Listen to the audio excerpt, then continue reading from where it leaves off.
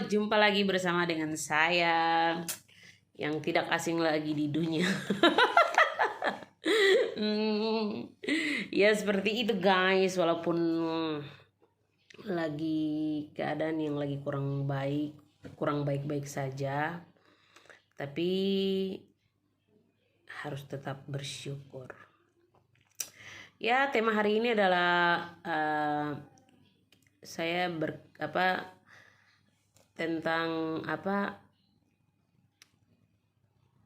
bagaimana kita melihat seorang sahabat kita atau teman kita yang over seperti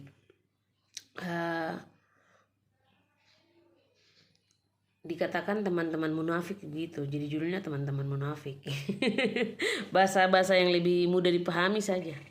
Bahasa-bahasa yang lebih mudah dimengerti dan dipahami. Jadi teman-teman atau guys semua, di mana saja kalian berada, saat ini saya mau berbagi cerita atau apa yang saya alami dan saya bisa berbagi sama teman-teman saat ini.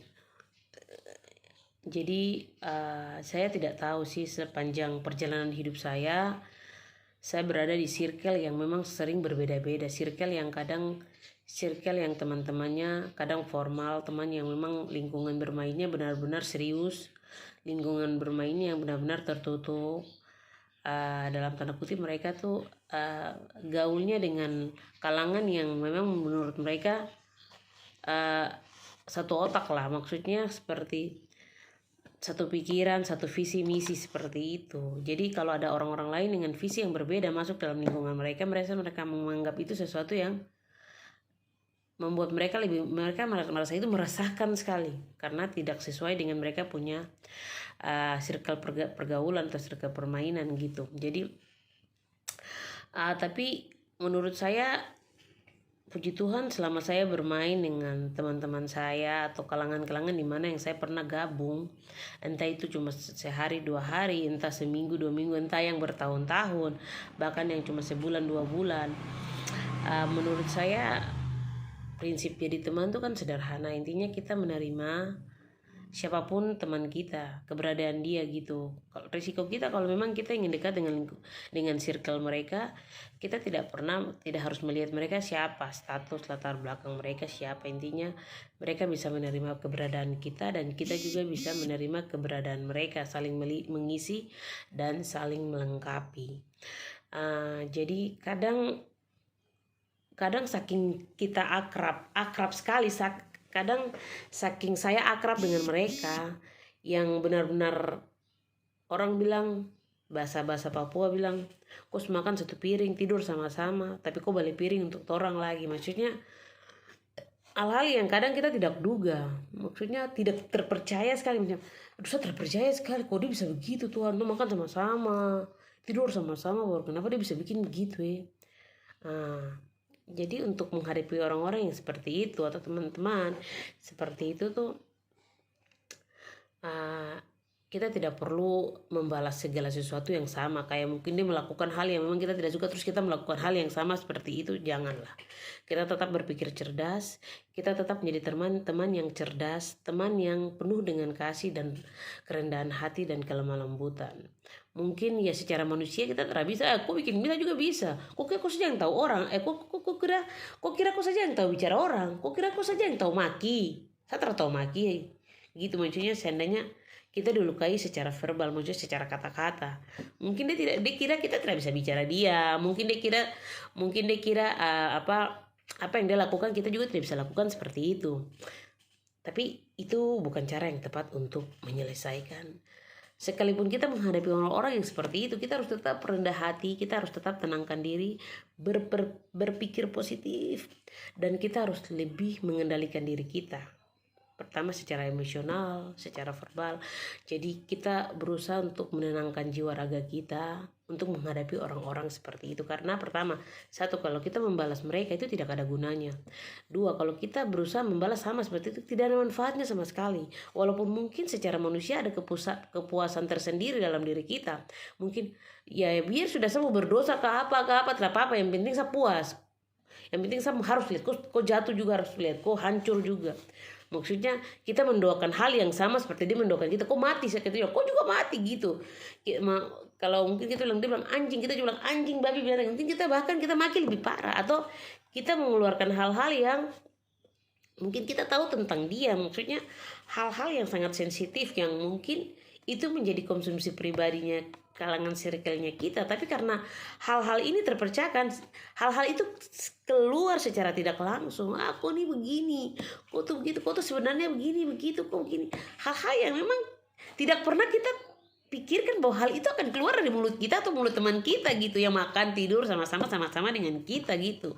Tapi kok bisa terjadi? Kok bisa terjadi? Itu pertanyaannya. Jadi menghadapi orang-orang yang seperti ini, atau teman-teman, atau sahabat, bahkan keluarga, bahkan saudara, kita harus tetap pertama mampu mengendalikan diri kita secara emosional, secara verbal, dan juga hati, dan juga pikiran. Pertama, yang bisa mengendalikan diri kita itu adalah pikiran. Jadi jangan masukkan hal-hal yang tidak bermanfaat. Jangan masukkan hal-hal yang memang sudah tidak bermanfaat untuk diri kita secara pribadi, tapi kita berusaha masukkan. Dia akan mempengaruhi kita secara tidak langsung. Kita akan emosi sembarang-sembarang, maki sembarang-sembarang. Hal-hal yang kita lakukan tuh jadi tidak tertata rapi atau ini dengan baik, karena konsentrasi kita sudah terbagi kemana-mana. Jadi untuk teman-teman tetap fokus, apapun yang kita hadapi, orang-orang yang seperti itu yang kita hadapi, kita harus tetap rendah hati, kita harus tetap tenang, kita harus tetap berpikir positif. Kalau memang menurut kamu atau menurut saya pribadi mungkin dia salah, apapun mungkin kesalahannya sudah tidak bisa terampuni, tapi kita harus kembali lagi bahwa kita tidak punya hak untuk menghakimi dia. Mungkin kita bisa menyampaikannya dengan kita butuh waktu untuk meredahkan dulu. Paling tidak kita jeda waktu. Mungkin pertama meredakan emosi kita, menenangkan jiwa raga kita secara hal. Karena di saat kita terima sesuatu informasi terus kita marah, terus kalau kita tidak mampu mengendalikan diri kita, itu banyak hal yang bisa terjadi di luar kita tidak sadari. Bisa banyak hal yang bisa terjadi, bahkan menimbulkan masalah-masalah baru. Jadi lebih baik kita berpikir tenang, berpikir positif, lebih rendah hati, dan berbicara untuk diri kita sendiri untuk harus tenang. Apapun masalahnya harus tenang, apapun persoalannya harus tenang, apapun harus kendalikan diri, apapun harus kendalikan lidah, apapun harus kendalikan mata, apapun masalahnya harus kendalikan tangan. Kita berusaha tenang sejenak untuk mendapat jawaban-jawaban yang lebih bermanfaat, mendapat jawaban-jawaban atau keputusan yang tepat untuk kita sampaikan kepada orang yang kita bermasalah dengan mereka. Jadi kalau pada saat kita terima langsung kita selesaikan, yang itu juga hal-hal yang kita tidak duga bisa terjadi karena kita tidak bisa kontrol emosi kita, karena kita manusia biasa. Kadang saya bukan Tuhan, jadi aku bicara satu saya diam-diam saja. Oke, kita menerima itu secara manusiawi. Tapi kita bisa menjadi manusia yang baik dan manusia yang cerdas untuk bisa menyelesaikan persoalan.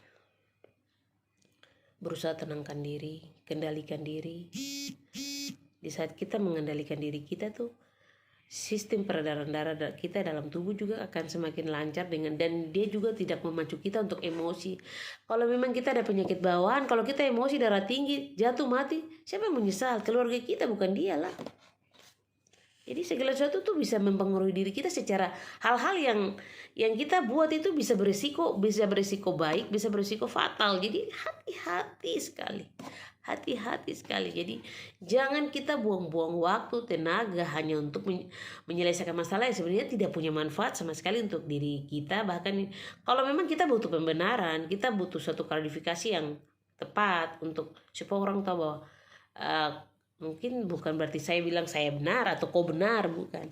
Tapi supaya duduk persoalannya ini baik, kita harus berikan waktu, jeda waktu untuk kita bisa rileks.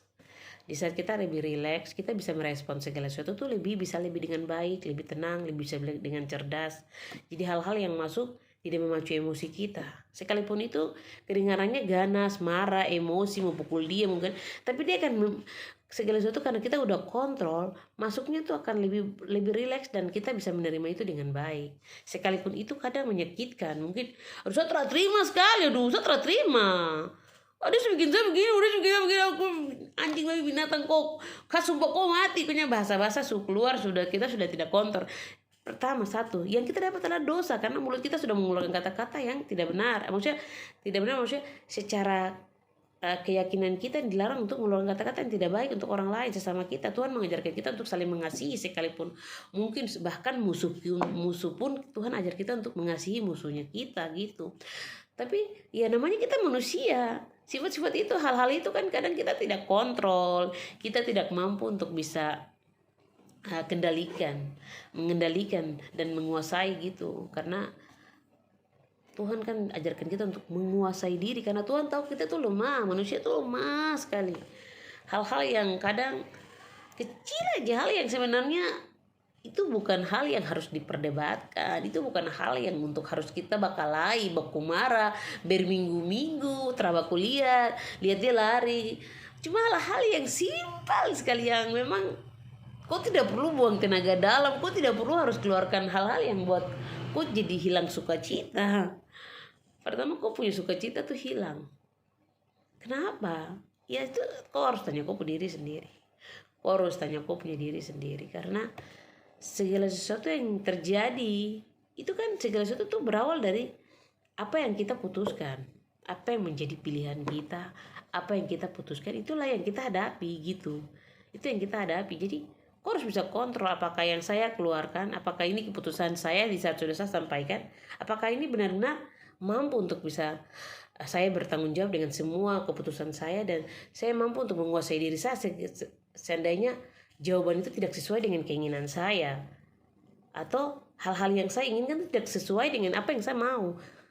Kamu mampu tidak untuk bisa menerima kenyataan? Karena sebuah jawaban itu tidak selamanya ya, atau tidak selamanya jawaban tuh tidak gitu. Jadi di saat kita butuhkan jawabannya ya, tapi yang kita dapat tidak, jangan kita marah. Ya itulah jawaban yang harus kita terima. Di saat kita butuh tidak, tapi jawabannya iya, ya kita harus menerima dengan jiwa yang besar, dengan tetap berpikir positif, tetap tahu bahwa inilah yang terbaik. Kalau jawaban itu memotivasi kita untuk pertama, untuk mungkin buat kita lebih baik lagi, oke, kita belajar dari kesalahan. Kalau itu memang benar salah, kita belajar dari kesalahan, kita recovery hal-hal yang memang gak bagus untuk kehidupan kita, hal-hal yang tidak bagus untuk pergaulan kita hal-hal yang memang tidak bermanfaat, kita kurangi, kita buang, kita ambil hal-hal yang baik, hal-hal yang membuat circle atau lingkungan di mana kita berada tuh lebih nyaman, lebih harmonis.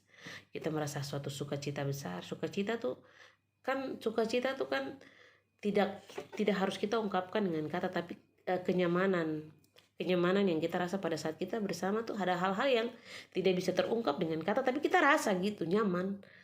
Karena bahasa-bahasa orang yang menerima, bahasa tubuh mereka tuh merespon dengan baik, jadi menerima keberadaan kita. Jadi dengan bahasa-bahasa, dari cara melihat kita, cara menerima kita, dari cara melihat, cara merangkul, sampai hal-hal yang kadang kita tidak dapat, ada di tengah-tengah itu kenyamanan. Jadi nyaman adalah kunci daripada sebuah circle atau sebuah kelompok-kelompok itu, kenyamanan atau hubungan.